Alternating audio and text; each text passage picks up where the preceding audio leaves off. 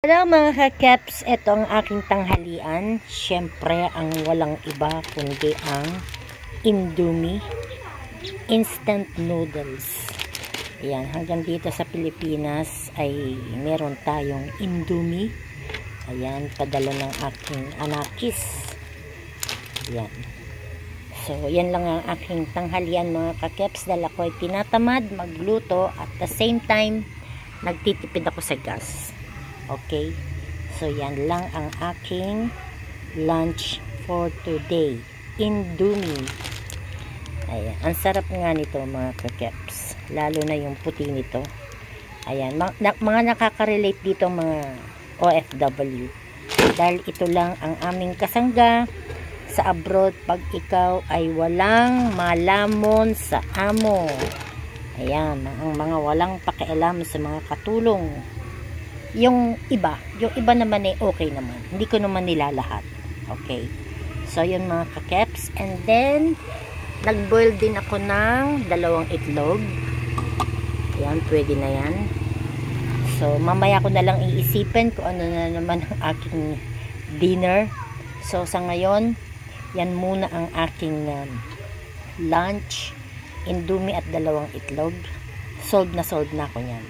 So, hindi na rin ako magsasaing para at the same time makatipid sa bigas. Alam nyo naman, pag dito sa Pilipinas, kailangan nating magtipid-tipid dahil alam nyo na ang buhay sa Pilipinas. Kaya, mga kababayan kong OFW, kung ako sa inyo, stay put lang dyan sa mga amo ninyo. Kung kayo man ay nahihirapan at napapagod na sa kakatrabaho, tiisin nyo lang.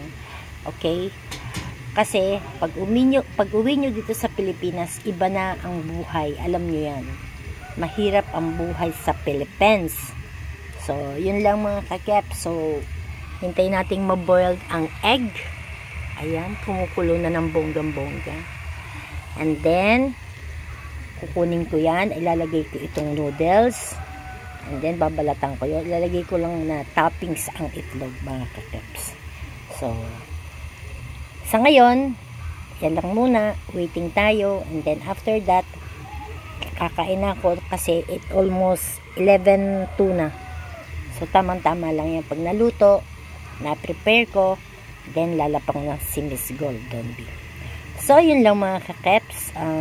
Maraming salamat sa mga nagtsatsagang manood ng aking video walang kakwenta-kwenta at the same time,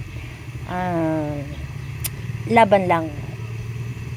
Yun lang naman talaga ang kailangan natin gawin sa buhay, kundi lumaban lang tayo mga kakeps, wala nang iba, at magtiis sa anumang meron tayo sa ating buhay at magpasalamat sa lahat ng kung anong meron tayo.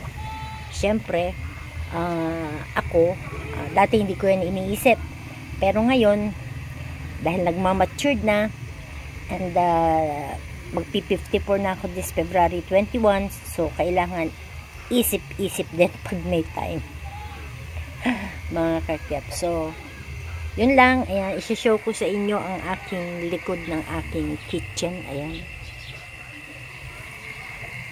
Ayan. Ayan ang alateries na merong white lady sa gabi. Ayan, nakita ko siya one time.